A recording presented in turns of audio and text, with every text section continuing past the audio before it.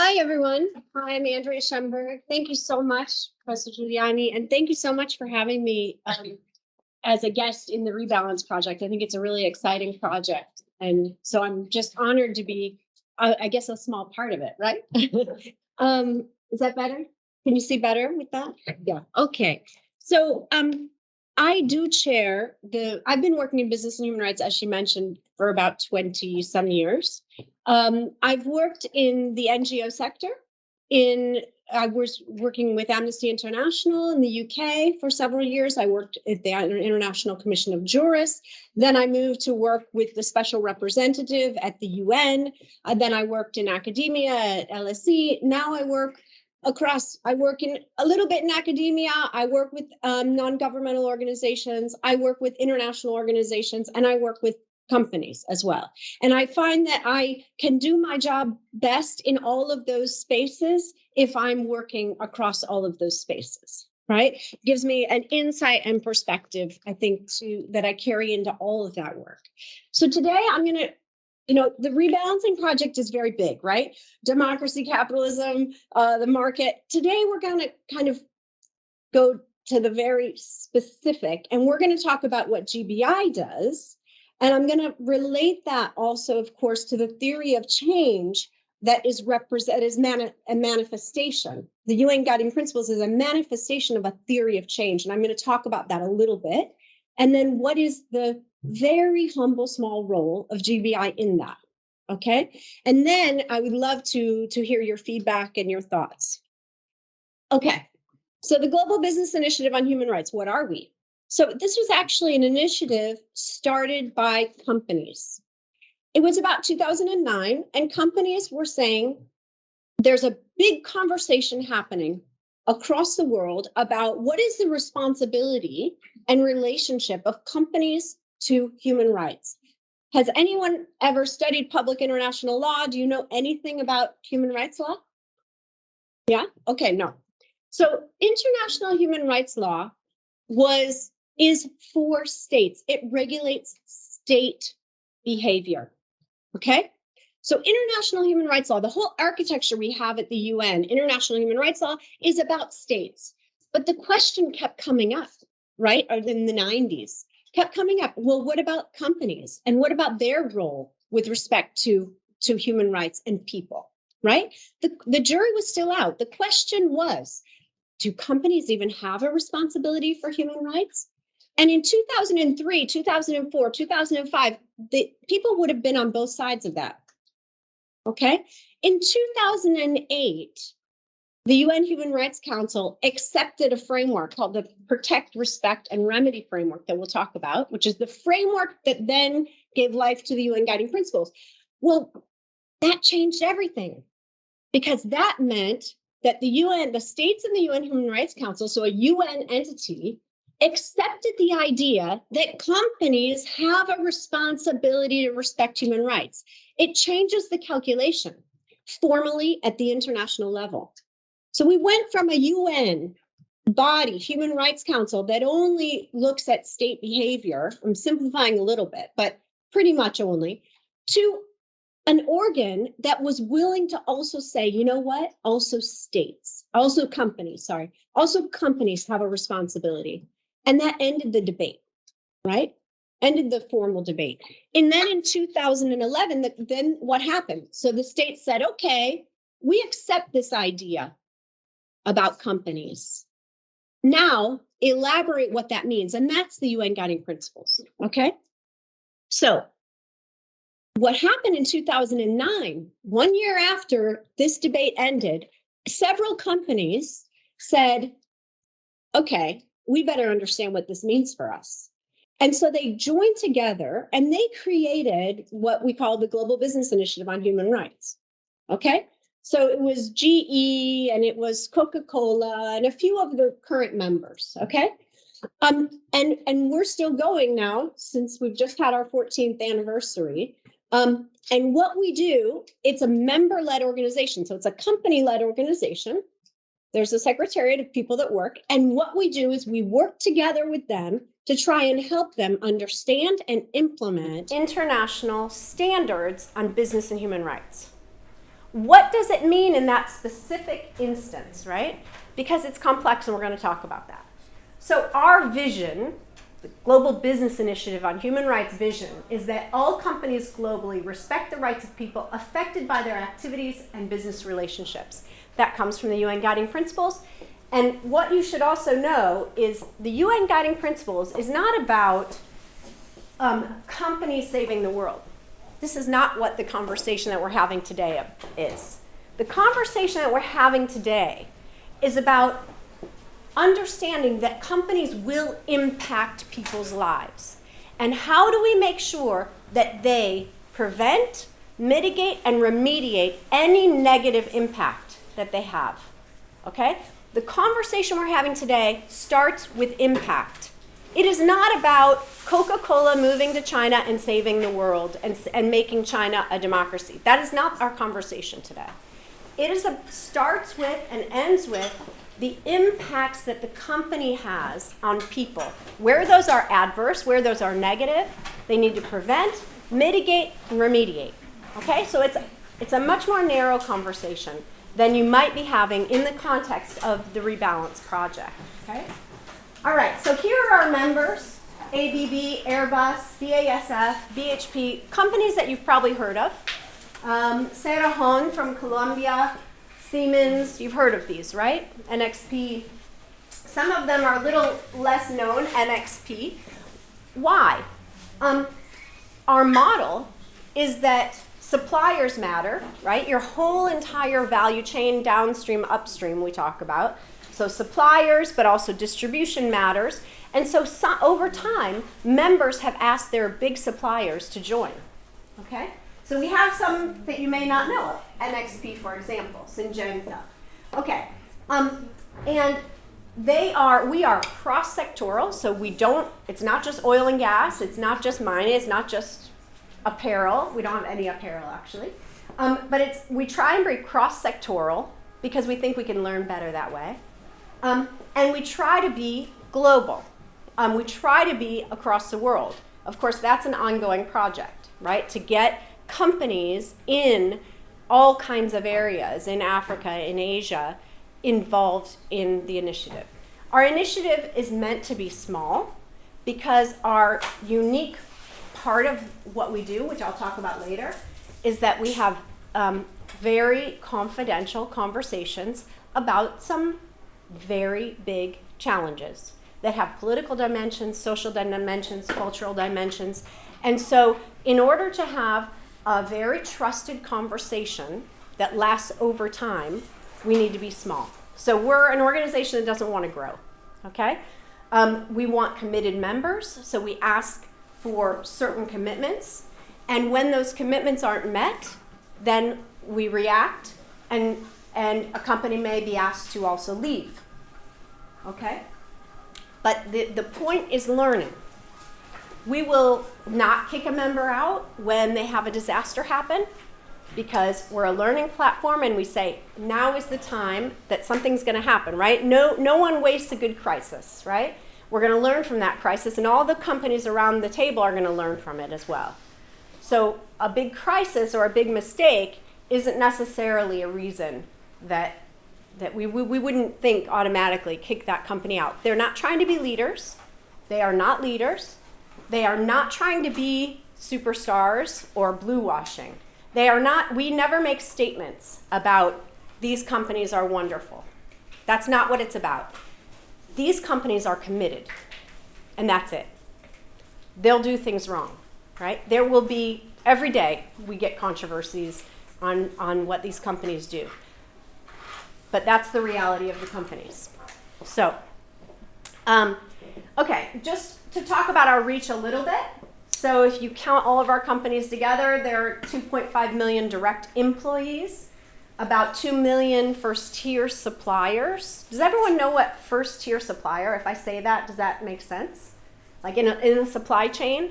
So the ones that you have a direct relationship are called first-tier. Okay, so first-tier suppliers, 2 million about 1.5 trillion combined revenue, doing business in 190 countries, and working across 50 industries, okay? But let's rewind a little bit. I want you to know when we talk about what GBI does, and then you're going to challenge me. I hope you're going to ask me questions about GBI and what's the point. I want you to understand where we sit in a context, okay? And why, what is GBI? Where does it sit in the context of business and human rights? And that will help you think critically about whether you think GBI is a good idea or not. Okay, so you know what business and human rights is. It's about the duties of states. I hope that you've talked about states, because this is the biggest thing that differentiates business and human rights from CSR, corporate social responsibility, right? States. So it's the duties of states and the responsibilities of business enterprises for adverse impacts on people that occur in the context of commercial activities or through business relationships. That is what business and human rights is about. That's our conversation today. It's every business sector, it's every type of human right, political, cultural, economic, social, civil rights across the spectrum. And it's in every geography of the world. I'm from the United States.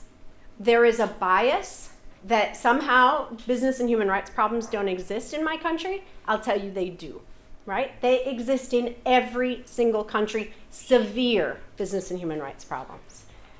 Okay, you heard about John Ruggie, okay? He was appointed by the Secretary General of the UN to say, we've got a problem. Business is having a negative impact on people, and we need to understand it. We need you to tell us what the story is, right? So he was appointed, right? Now, when he was appointed, the conversation in the UN was being led by some experts in the subcommission. And the experts in the subcommission had diagnosed the problem. And the diagnosis of their problem was that companies are bad. Okay? Companies are bad. It's pretty simple, right? What did that do? That created huge controversy. Every business association, business organization was up in arms about it, right? It polarized this debate.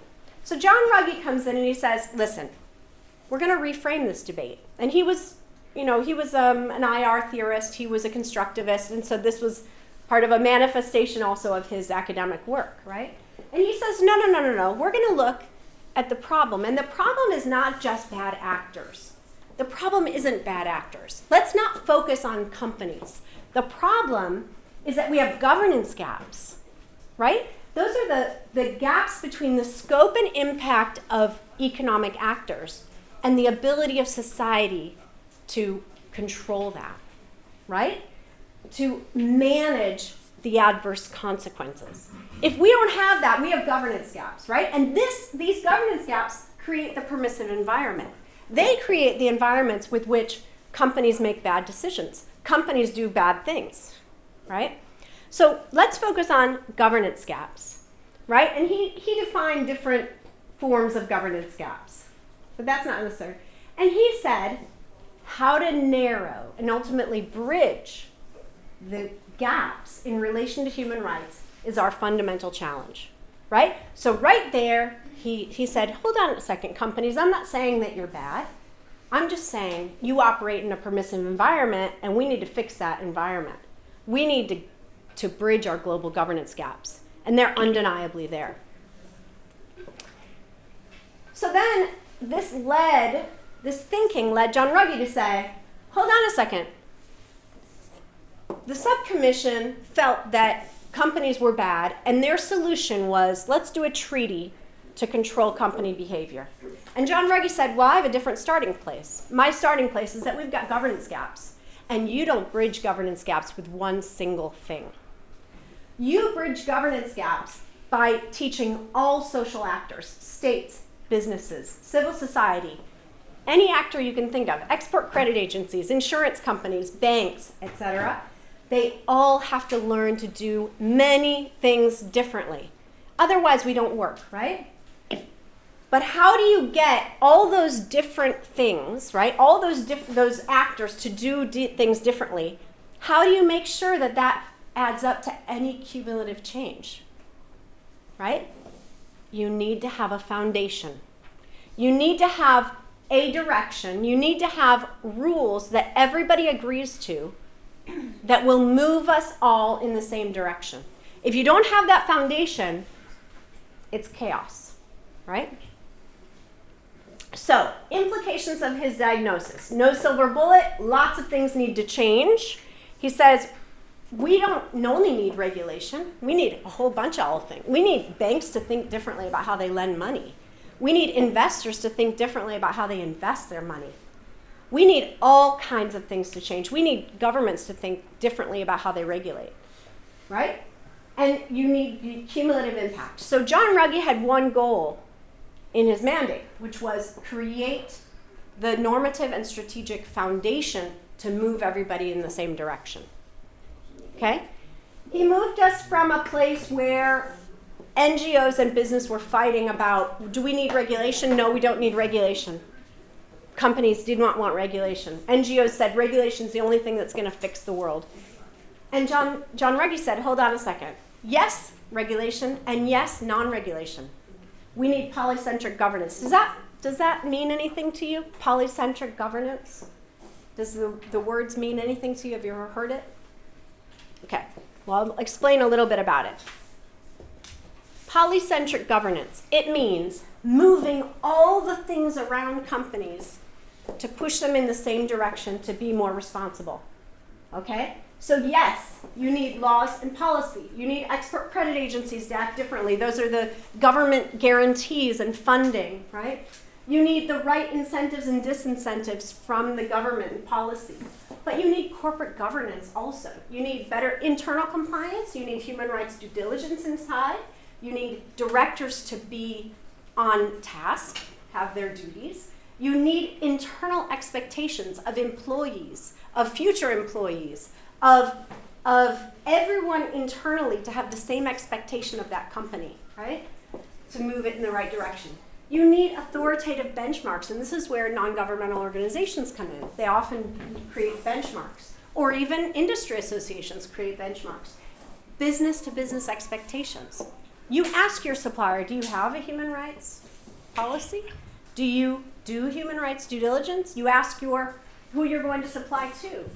Investors, NGOs, institutional guidance. You need professional guidelines. You need lawyers to think differently about what they do, right? So John Ruggie's theory of change was this. We need to push everything. Sorry about the formatting. We need everything to push on company behavior in the same direction. And this is how we're going to get change. But this means all of this stuff has to change, right? And this comes from his work as an IR scholar.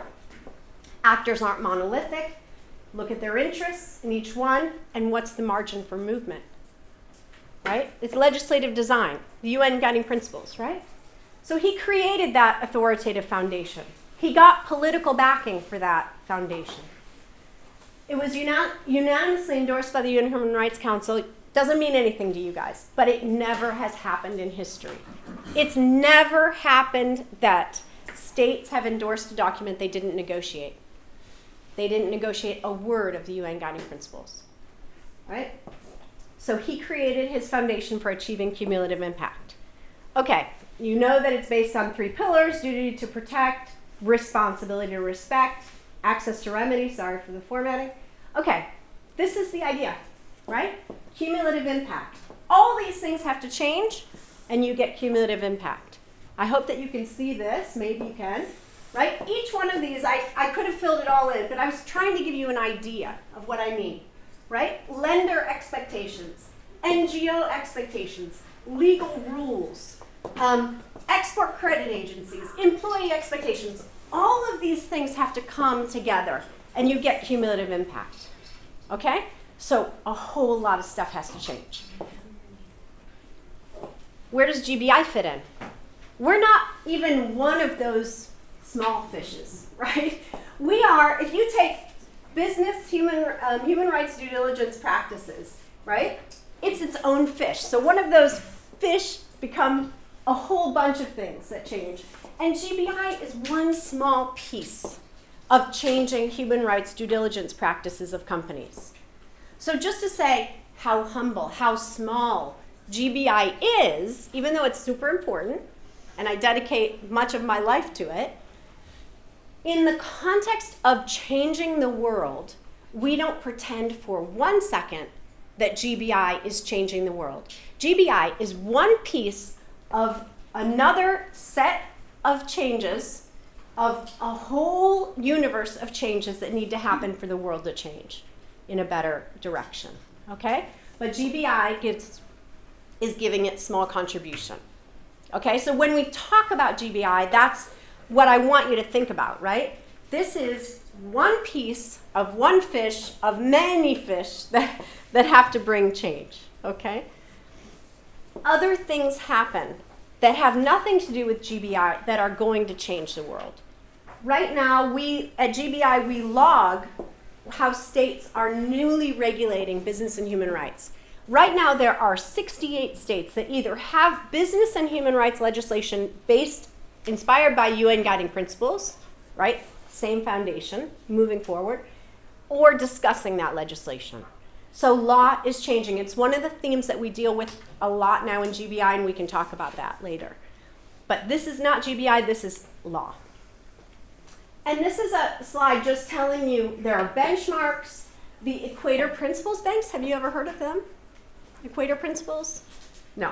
Okay, so there are principles that banks set up to, commercial banks sign up to. If you look at commercial banks now, there are 116 banks plus export credit agencies in 37 countries that have adopted the Equator Principles. The Equator Principles have integrated the UN guiding principles. Okay, so we now have majority of international project finance that in developed and emerging markets that is tied to then UN guiding principles.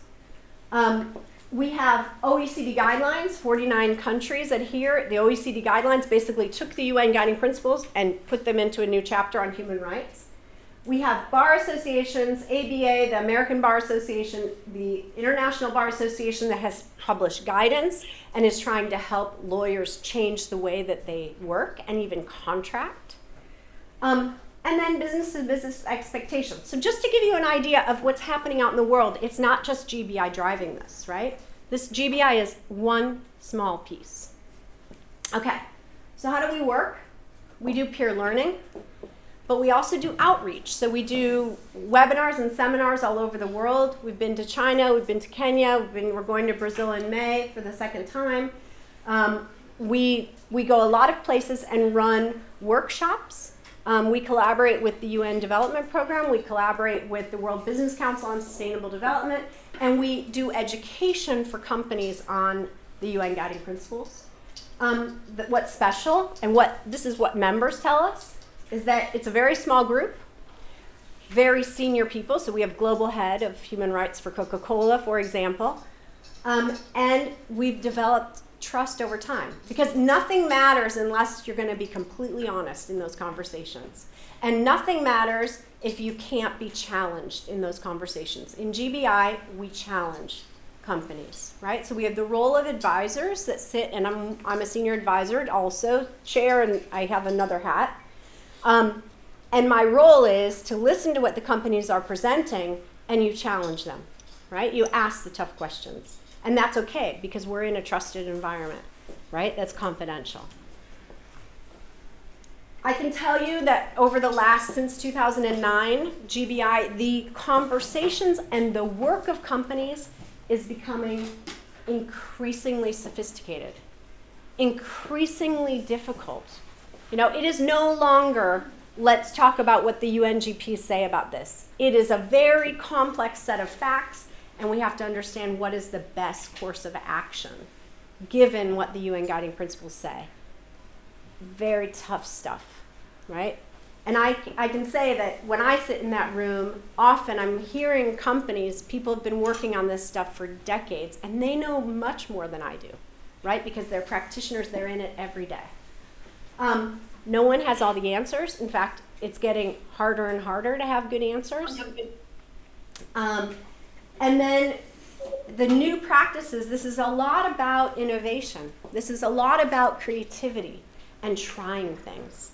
And then you come up with new questions, right? So I think one of the things that I'm so, I would say, I'm encouraged by is that you see the creativity and you see them trying to innovate around problems that they're identifying. Problems that they probably, before the UN Guiding Principles, would not have even identified, right? And then asking the questions. Okay, so just to give you a little bit of information about what we're talking about now with our companies. What are the hot issues that we're working on? Remedy. So you guys know that the third pillar of the UN Guiding Principles is about remedy. It means you broke it, you fix it. You contributed to breaking it, you fix it, right? That idea of remedy is extremely difficult for companies, right? Because it clashes directly with a rigorous defense, never admitting that you did anything wrong, right?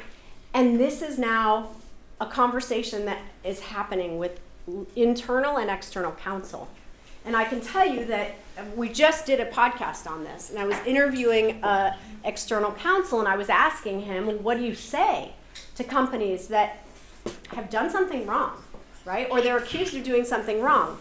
Is the first reaction of the lawyers, is it defense? And he said, well, it can't be. It has to be, along the UN Guiding Principles, it has to be to try and understand what's happening. It has to be that you use this idea of remedy as a feedback loop to identify perhaps structural, perhaps ad hoc problems, and then get at those, right? So, for example, a company that I do some work for, they have a lot of migrant workers in Qatar, okay? They did a survey of the workers, and their survey came back and said over 90% said that they paid no fees to be recruited, to get their job, right? Why are fees important? Fees, does anyone want to take a guess? Why is it important to know if your migrant workers paid fees to get the job? Well, if they're deeply indebted when they get to that job, it's debt bondage, it's a form of forced labor, and they are highly vulnerable. They are not going to report problems. They are highly vulnerable. They will not, you have a zero accident policy, they're not going to report an accident. When you have migrant workers that are debt bonded, it's a problem for the company, but it's an extreme vulnerability for that person. So it's important to know, did they pay fees, right? So this company, they do a survey of the workers. Over 90%, we didn't pay any fee. We just got here, we're free and clear, right? In a normal setting, that company would have been fine with that answer, right? That company was implementing the UN Guiding Principles, and they said, you know what? We just don't believe it, and we need to know. So they went out and they found a foundation to partner with to do a different kind of survey, right? And you guys, I don't know if you're working on social science research, but it depends the setting in which you speak with someone, right? It depends on how they feel when they're giving information. Are they fearful? Do they have assurance that they can give you something real? Well, when they redid the survey, they found that over 45% of them were seriously in debt. And that was the UN Guiding Principles at work, because that was saying, we need to know what the problem is, and then we need to resolve it, right? It's not good enough that our auditors can just say, oh no, nobody paid fees. We actually care about that impact because it affects other things, right? And affects the livelihood of those people, but it also affects our ability to respect human rights. Okay, so remedy is difficult for companies, and we're working on it. And right now, this is one of the top issues that we're working on in GBI. The next one is climate, environment, and human rights. Your generation, you're going to have to be able to think across climate, environment, and human rights issues. And there is no way we're going to solve the climate crisis if we don't think about people. If we don't have front and center the social impacts also of our energy transition. And so this is something we are talking with our companies about. Why? companies aren't set up to think in an integrated way. Companies have an environmental department. Companies have maybe their climate goal department. Maybe they have a human rights department. Maybe they have a sustainability department. But those conversations and that work is not integrated, right? You think you can do climate offsets? Have you guys heard of this, right? Offsets, you buy land with trees and that's an offset, right? Well, we know from the human rights space that when you buy that land, sometimes you are literally locking people out of their land. Indigenous people, there was a conflict that I was involved in between an organization that works on indigenous people and the World Wildlife Fund, because an environmental offset that they had created basically locked people out of their food source, right? So if you don't understand the social impacts of your climate strategies, we're going nowhere, okay? 54%, there was just a study published in December by Deanna Kemp at the Center for Responsible Mining. And it's a fascinating study because it looks at what are the minerals we're going to need for our energy transition. Have you guys looked at this stuff? Have you thought about the energy transition in any way in your courses? No? I mean, we're going to need a whole lot of minerals for our energy transition. We're going to need cobalt and lithium and a lot more than we normally need. Nickel. Where is nickel? Nickel's in Russia, nickel's in Indonesia.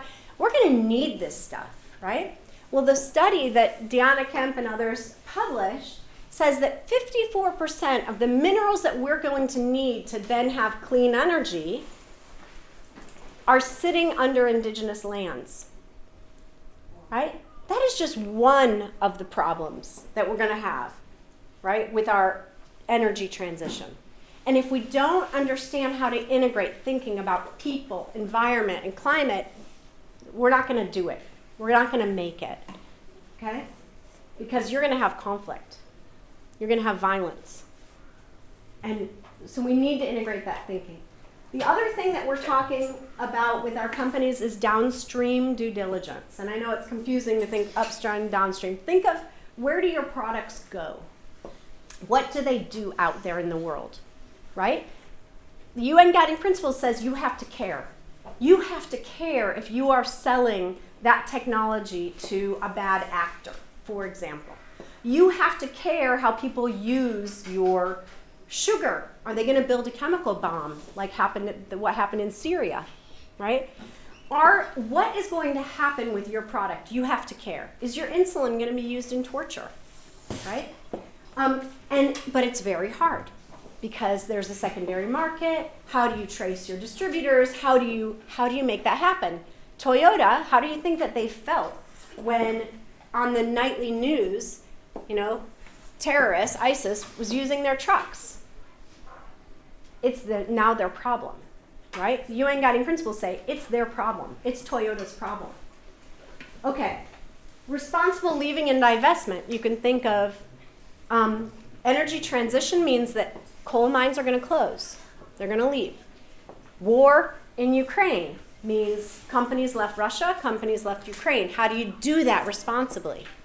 How do you leave a market or divest from a market responsibly? It is not just about, this is a different conversation that you had even 10 years ago. 10 years ago, you have a conversation, you say, oh, that supplier has child labor. Okay, we'll cut the supplier. Well, what happened when, for example, Nike cut the supplier in Pakistan because children were sewing footballs? What happened? I'll tell you what happened. The kids went into prostitution. They went into creating surgical instruments, much more dangerous than sewing footballs.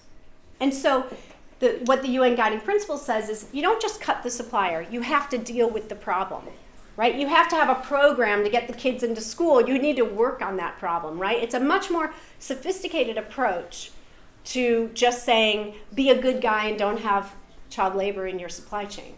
That's not the conversation we're having. It's about take the world as it is, take the reality of it, and you try and get rid of that negative impact, right? So companies say to us, well, we run a business in a rural area. And families are putting up their children for prostitution to service employees. It's the company's problem. They've got to deal with it. But they don't deal with it by just leaving, right? They may at some point decide to leave. So a lot of companies left Russia. But how do you leave? That's what's important. How do you leave? Because you're leaving, your decision to leave is an activity under the UN Guiding Principles. Your decision to leave will have implications. And you need to understand what those adverse impacts are. And you need to prevent, mitigate, and remediate those. Okay? So so we're having lots of very intricate conversations about how do you leave?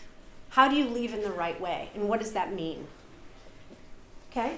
We're talking about living wage, because living wage is seen to be one of the also opportunities for companies to contribute to, for example, the Sustainable Development Goals. We are talking about migrant workers beyond responsible recruitment. I told you the story about recruitment fees, right? We're talking way beyond recruitment fees now. We're talking about what about the families that the migrants have left behind. So this summer I was in Indonesia doing a human rights impact assessment, which is part of human rights due diligence, right? And I was on an island and I met with the child and family services of the island.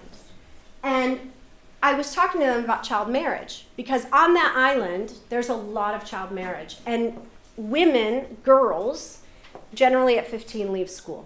And I was trying to understand why, right? What they told us was that it's about migrant labor. It's because the parents aren't there. The parents are in Saudi Arabia or the parents are in Malaysia working. And it's the grandparents who are more traditional, who don't have the idea that girls study, who have the idea that girls get married before they're 15, that are running the households, right? And so they're having now a real problem with women and girls, no education and child marriage, right? But that is about migrant labor, right? It has its basis there. So the problems get really complex. And then, of course, the context that we're working in is increasing legislation.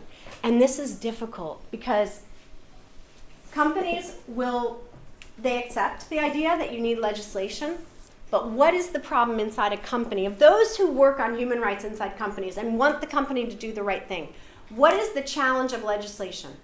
The challenge for them of legislation is that if the UN guiding principles are here and legislation is here, how do I convince my executives that we need to bridge that gap? If we're already compliant with law, how do we go beyond? Right? When there was no legislation in place, they're pushing UN guiding principles. Legislation can be a double-edged sword. It can be difficult, right? And it can become a ceiling instead of a floor. So those are some of the issues that we deal with now with our companies. Does anyone have any questions before I go on? I can't see the time. How much time do I have? There is a question in the chat. Yeah. I can yeah. To you. Thank you. It comes from Malcolm Rush. Oh, yeah. And he says, hello, regarding remedy, I am wondering if Andrea could speak a little bit more about the natural tendency of business to take on defensive postures with regards to grievances and what the companies that she's working with are doing to change their approach. Yeah. Does Andrea see evidence of a true, real cultural shift within companies in this regard? It's such a great question. Hi, Malcolm. It's such a great question. So the issue is the role of lawyers. And what GBI does is we do work with lawyers. We do seminars with lawyers. I just did the Remedy podcast that's aimed at company lawyers, right? Trying to talk with company lawyers, because we have a long tradition in law. I'm a lawyer, and we have a long tradition in law that the first thing you do is defend, right? That is defense, right? But now, if a company has taken on a human rights commitment, they actually have to think differently. Do I have evidence? Yes, I know some lawyers that have a different tact and they are working with companies, and I know some companies that are doing things differently. So, Malcolm, I have some examples, right? I have some anecdotal evidence, yes. The problem, though, is it is not something that law schools teach. It is not something that is the normal role of a general counsel. And so we have a long road to go. And this is precisely why I teach at my alma mater. I teach business and human rights because I'm trying to get lawyers to think differently about their role. And what John Ruggie, who I interviewed for that podcast, said, and I thought was so on point, he said, the companies now need to think of the grievance that's made as an opportunity to understand a dynamic that's happening in the company or around the company activities. And if they take that opportunity to understand and engage with what is going on, they can actually do very good risk management. They can actually get at root causes of problems, right? And he has some amazing examples of dealing with sexual violence, for example, in communities. And you know, but it is a completely different idea about, and it doesn't mean you don't give a rigorous defense, right? There's nothing wrong with rigorously defending the company. It's understanding what you're defending that company from. It's understanding that there's also an opportunity to understand that something is not going right, and let's get at that. Okay, but we have a long way to go. As I said, it's just, you know, there's an ocean of lawyers out there that don't think that way. And there is a project now in London involving 9 or 10 law firms that are working on the UN Guiding Principles, and they are trying to rethink what that means, right? And the American Bar Association, the business law section, not the human rights section, the business law section wrote a set of model contracts thinking about what does it mean to have a supplier contract and integrate the UN Guiding Principles. Now, it's a different way of thinking about lawyering. So we're not there yet, but it started, and the blueprint is there, the UN Guiding Principles. Any other questions before I go on? You have some 15 minutes. Yeah. Just one question in general, if you can tell us name some of the firms that are working with you with specific examples, perhaps the good practices. Yeah, they're not working with me. You mean the organization in London, or with GBI? No, the GBI, yeah, with the work with GBI. Well, I mean, or they are under confidentiality so that you. No, I mean, well, the organization in London is run by a colleague of mine. It's not GBI. Okay, and no, I was referring to GBI. Okay, with GBI, I mean, the thing is, what do you say about law firms? You say that they are perfect? No, they're just like GBI, right? Willing to learn, committed to learning. We've collaborated a lot with Clifford Chance, for example. But yeah, I was referring to the firm that are part of GBI. That are no, there are no law firms. Yeah, no, I was not referring to law firms. Oh, you want to know companies? If you have some examples as you move forward of companies, so it's beyond the question. It's another question. I mean, examples of forward, companies. If you have some examples of the companies that work with GBI. There's Total. I saw some of the names there. Yeah. That you can report as having best practices or something that you think they have achieved that you would like to share with the students. Okay, I'll talk a little bit about that here. But I'm not sure if this is confidential information as well. Well, I won't talk about any one company. Yeah, that's for sure. Yeah. I can tell you, these are the lessons that I drew when I was reflecting on the last 10 years of GBI. These are the good and not so good things that I've observed of the companies.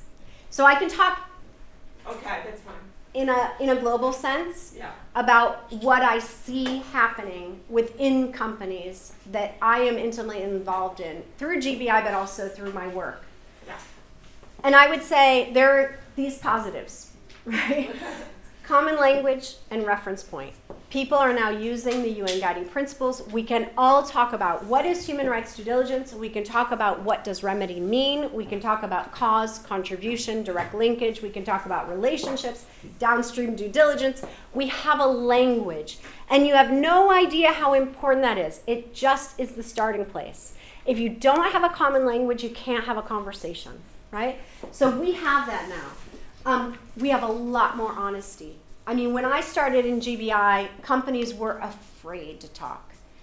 Now, after years together, they bring really the most difficult stuff to the story, to the table. And, you know, it's very emotional also, very emotional. I mean, you know, Vale is part of GBI. And I don't know if you know about Vale, it's a mining company in Brazil. They had 2 really big disasters, both tailings dams that broke. The second one, the tailings dam was above the cafeteria of the company. So they lost colleagues. You know, this is really, really hard stuff, right? And part of the human rights impact of that company then is also on the human rights team that has to deal with it, right? So that, you know, those people were suffering. So I would say there is a lot of honesty in GBI, and there's a lot of courage to come and talk about the problems that wasn't there 10 years ago. Courage to ask the tough questions, right? So whereas easy questions, how do we write a human rights policy? How do we start human rights due diligence? Those are easy questions. Hard question, is the product that my company makes actually a bad thing for human rights? Is our whole business model wrong? Is our whole business model the problem, right? Those are tough questions. Those are tough questions. Is our most important market, is that actually a problem for human rights? Those are the questions that the UN Guiding Principles want you to get to. Those are tough questions for people in companies to ask, right? We can get there. Viewing legislation as useful. There are several examples now of companies actually writing position papers together saying, we want legislation. We want EU legislation. You're going to have EU legislation soon on human rights and environmental due diligence. That didn't happen. 10 years ago, companies would have never signed a document saying, please legislate, right? Please regulate us, right? So now we're understanding legislation as potentially useful.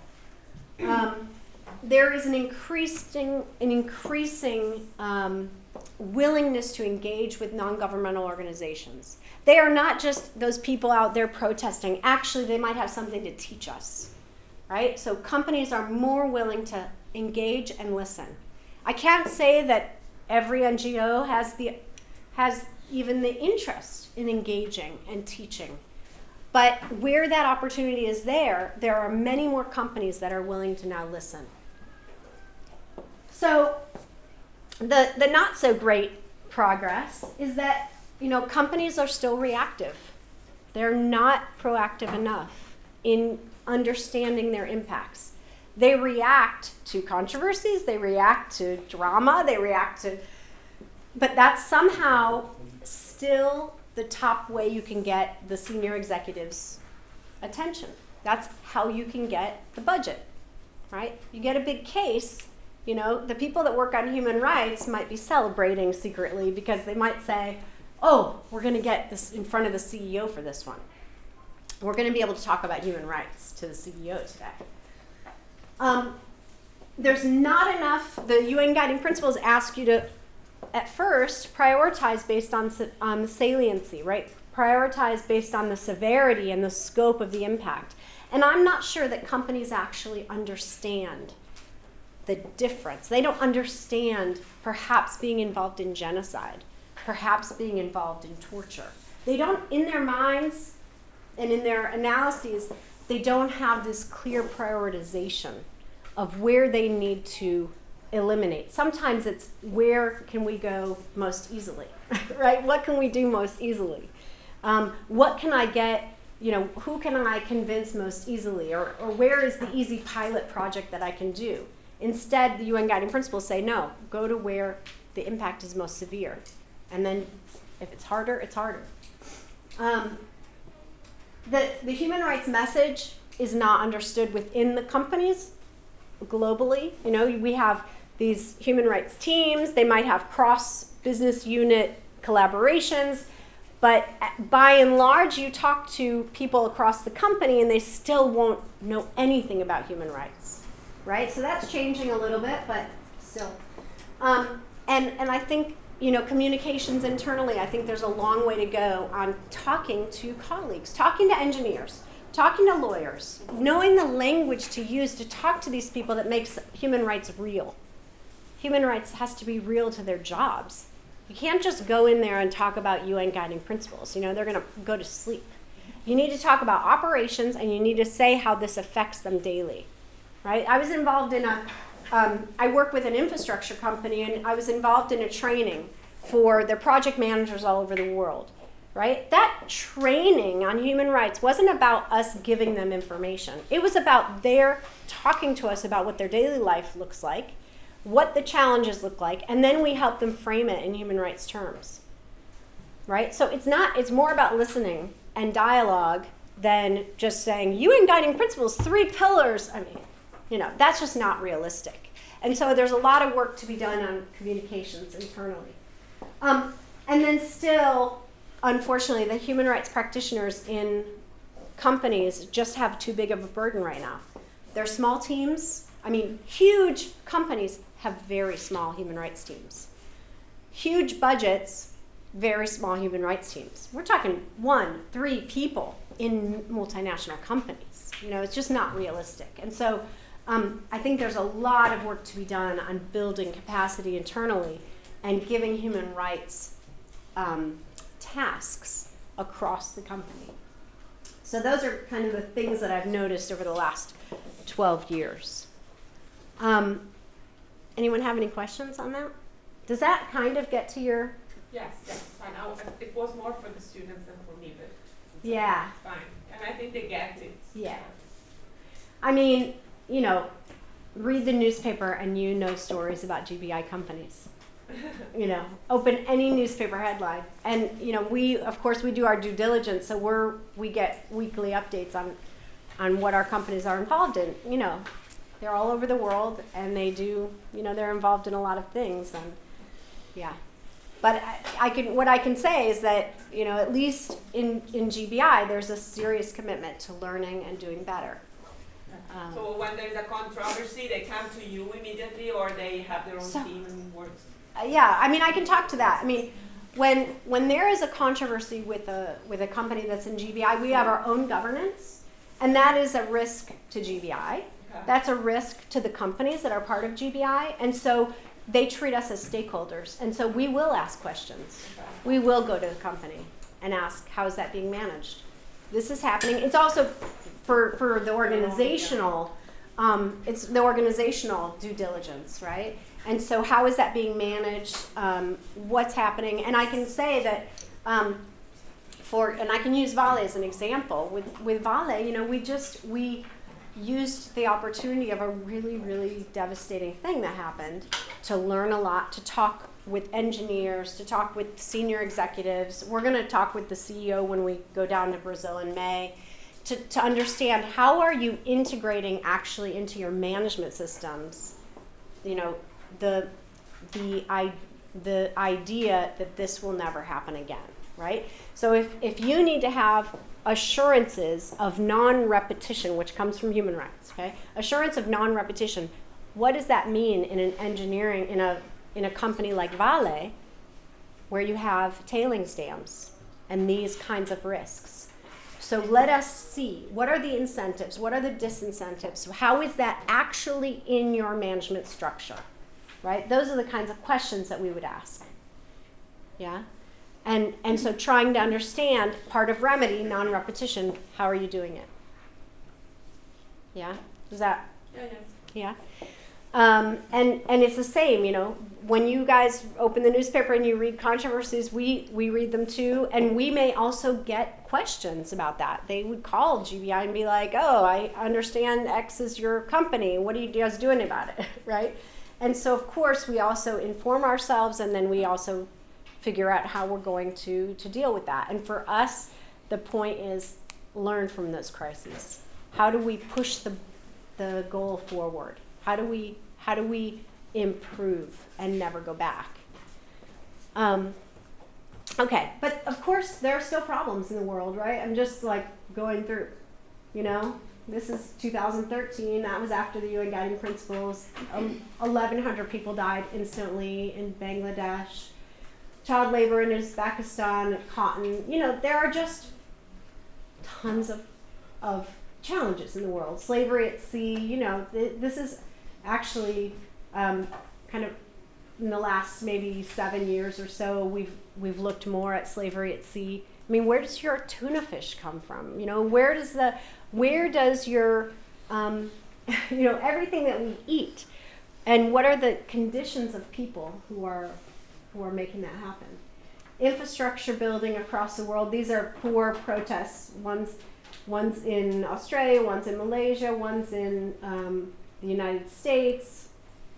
But then, you know, these are migrant workers in Qatar. But then there are new issues. You guys know about, right, ChatGPT, right? Talk about interfering with democracy. It's going to interfere, you know, AI is going to interfere with what we think is a fact, you know? And so this field of business and human rights, it's not like we resolve the world's problems, because new ones come up also, right? And this, for me, is one of the most terrifying issues if we're talking about democracy, because the deep fake technology, AI, I mean, also the use of AI, right, to place obstacles in the way of people exercising their rights. I mean, to me, this is a huge business and human rights problem, and I don't know what we're going to do about it. Microsoft, a week ago, I saw a headline, they fired their entire AI ethics team.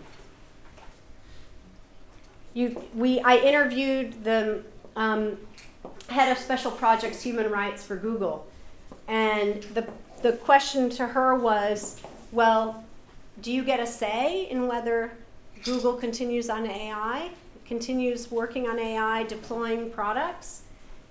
Human rights people aren't even in that conversation. No, she doesn't have that power. You know, the team isn't even involved. And so what are we talking about, right? So we have a lot of challenges. We have a lot of things to work on. And yeah, AI is a new one. So maybe we stop there and take questions. Okay, so thank you very much for